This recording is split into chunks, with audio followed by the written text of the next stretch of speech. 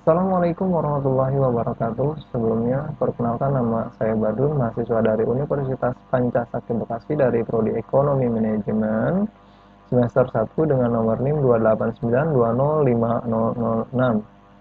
Sebelumnya, yang saya hormati Bapak Roma Iskandar, SE, MM, selaku dosen pengampu mata kuliah Etika Bisnis.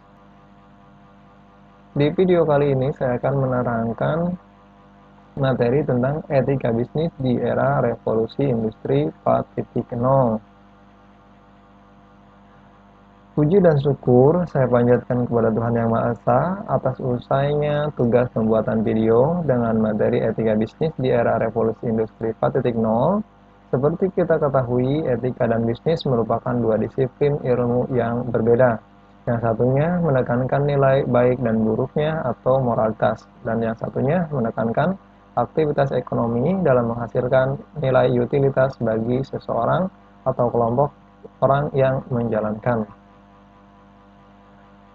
Saya sangat menyadari dari materi video ini masih jauh dari kata sempurna, baik dari materi yang disajikan maupun dari segi kata-kata dalam penyampaiannya. Sehingga segala bentuk saran, kritik, serta masukan masih sangat diharapkan dari semua pihak dan semoga video ini dapat bermanfaat. Untuk definisi etika itu sendiri, etika berasal dari bahasa Yunani yaitu ethos, yang berarti kesediaan jiwa akan kesusilaan, atau secara bebas dapat diartikan kumpulan dari peraturan-peraturan kesusilaan. Etika juga merupakan cabang utama ilmu filsafat yang mempelajari nilai atau kualitas yang menjadi studi mengenai standar dan penilaian moral, serta etika mencakup analisis dan penerapan konsep seperti benar, salah, baik, buruk, dan tanggung jawab. Untuk pengertian etika, menurut beberapa ahli, yang pertama yaitu menurut Dr. Andes O.V. Simorangkir, etika atau etik sebagai pandangan manusia dan dalam berperilaku menurut aturan dan nilai yang baik. Sedangkan menurut Dr. Andes Sidi Gazalba, etika adalah teori tentang tingkah laku perbuatan manusia dipandang dari segi baik dan buruk sejauh yang dapat ditentukan oleh akal. Sedangkan pengertian etika menurut Martin, yaitu etika didefinisikan sebagai the discipline which can act as the performance index of reference for our control system. Dengan demikian, etika akan memberikan semacam batasan maupun standar yang akan mengatur pergaulan manusia di dalam kelompok sosial. Untuk pengertian bisnis itu sendiri, Alan Puah mengatakan bisnis merupakan suatu kegiatan dari usaha individu atau kelompok yang terorganisasi atau terstruktur untuk dapat menghasilkan dan menjual barang ataupun jasa untuk bisa mendapat keuntungan atau laba dalam memenuhi kebutuhan dan suatu keinginan masyarakat. Sedangkan menurut Griffin dan Ebert, bisnis yaitu sebuah aktivitas yang menyediakan barang atau jasa yang dibutuhkan dan diinginkan oleh para konsumen atau masyarakat. Sedangkan pengertian etika bisnis, jadi cara-cara untuk melakukan kegiatan bisnis yang mencakup seluruh aspek yang berkaitan dengan individu, perusahaan, industri, dan juga masyarakat. Kesemuanya ini merupakan mencakup bagaimana kita menjalankan bisnis secara adil sesuai dengan hukum yang berlaku dan tidak tergantung pada kedudukan individu ataupun perusahaan di masyarakat. Etika bisnis juga merupakan studi yang dikhususkan mengenai moral yang benar dan salah.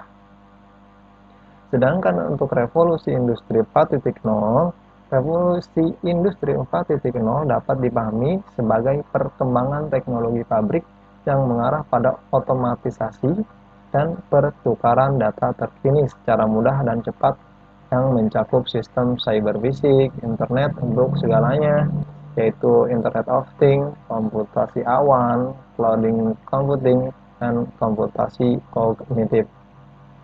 Untuk tahapan revolusi industri itu sendiri ada 4. Yang pertama yaitu terjadi pada abad ke-18 yang ditandai dengan munculnya mesin uap yang mendorong mekanisme produksi industri.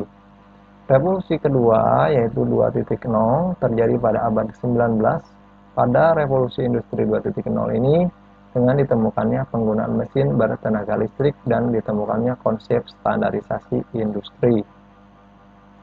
Penemuan ini memicu munculnya pesawat telepon, mobil, pesawat terbang, dan lain-lainnya.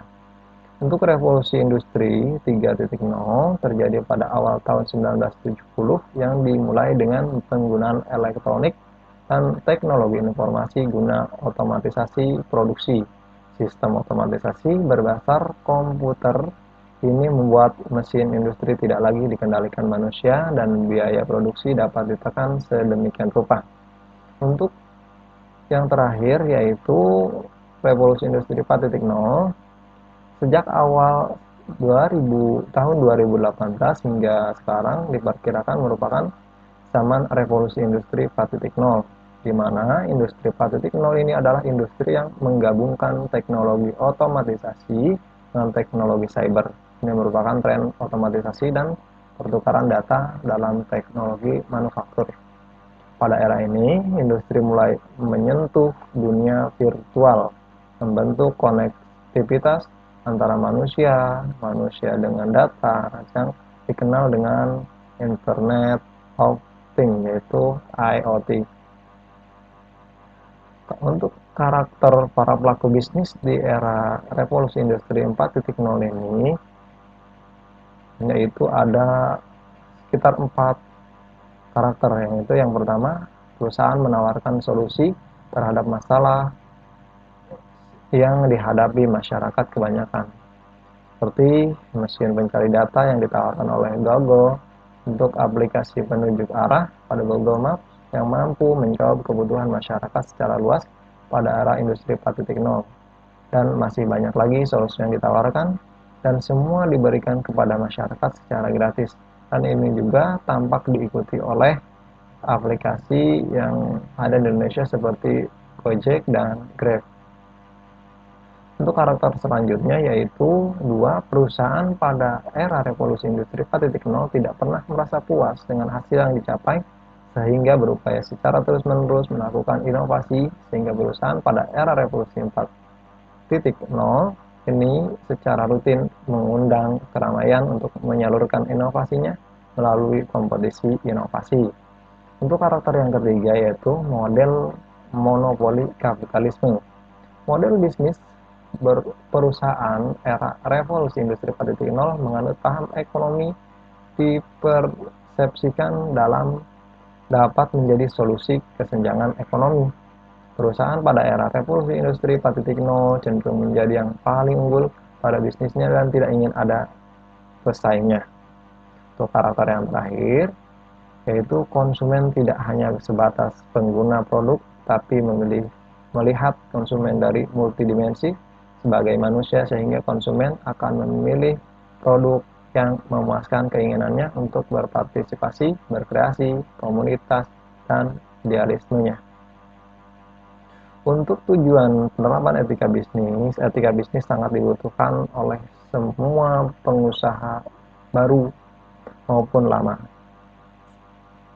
yang terjun di dunia bisnis, dengan tujuan bagi pengusaha adalah untuk mendorong kesadaran moral dan memberikan batasan-batasan bagi para pengusaha atau pelaku bisnis untuk menjalankan good business dan tidak melakukan monkey business ataupun dirty business. Hal tersebut dapat merugikan banyak pihak yang terkait. Untuk manfaat etika dalam bisnis yaitu yang pertama, pengendalian diri. Pelaku bisnis harus mampu mengendalikan diri mereka. Yang selanjutnya yaitu pengembangan jati diri. Dengan memahami etika yang baik, setiap pembisnis dapat membentuk sebuah jati diri perusahaan sehingga akan memberikan dampak yang cukup besar bagi perusahaan, seperti matangnya konsep bisnis perusahaan sehingga membuat bisnis dapat berjalan dengan lancar. Untuk manfaat selanjutnya yaitu suasana persaingan terjadi menjadi sehat. Persaingan bisnis yang ketat baik terjadi pada internal ataupun eksternal perusahaan, hal tersebut dapat diatasi dengan sehat jika memiliki kesadaran atas etika bisnis serta tanggung jawab yang baik saat akan menjalankan suatu bisnis, sehingga hal ini dapat membuat bisnis tersebut mampu bersaing di tengah persaingan yang ketat. Untuk manfaat selanjutnya yaitu sikap saling percaya. Dengan adanya sikap saling percaya antara individu, maka akan memberikan kelancaran pada suatu bisnis. Yang selanjutnya yaitu manfaat etika bisnis, yaitu kepentingan bersama. Dengan kesadaran etika pada setiap individu akan berdampak pada pelaku bisnis untuk lebih memperhatikan kepentingan bersama dengan kepentingan daripada kepentingan individual, sehingga untuk mewujudkan tujuan atau meraih kesuksesan dalam menjalankan bisnis tidak begitu sulit. Yang selanjutnya yaitu manfaatnya mempelajari etika dalam bisnis, yaitu kenyamanan dalam berbisnis. Kenyamanan berbisnis ini dapat mendorong pelaku bisnis untuk bekerja lebih optimal sehingga memberikan dampak positif bagi bisnis seperti tercapainya tepat waktu. Hal ini pun dapat juga memberikan peran penting dalam meraih kesuksesan dalam bisnis. Mungkin cukup sekian dari saya teman-teman, hanya itu materi yang bisa disampaikan. Kurang lebihnya mohon maaf apabila ada kesalahan-kesalahan kata ataupun dalam hal penyampaiannya. Semoga bermanfaat. Saya akhiri. Wassalamualaikum warahmatullahi wabarakatuh.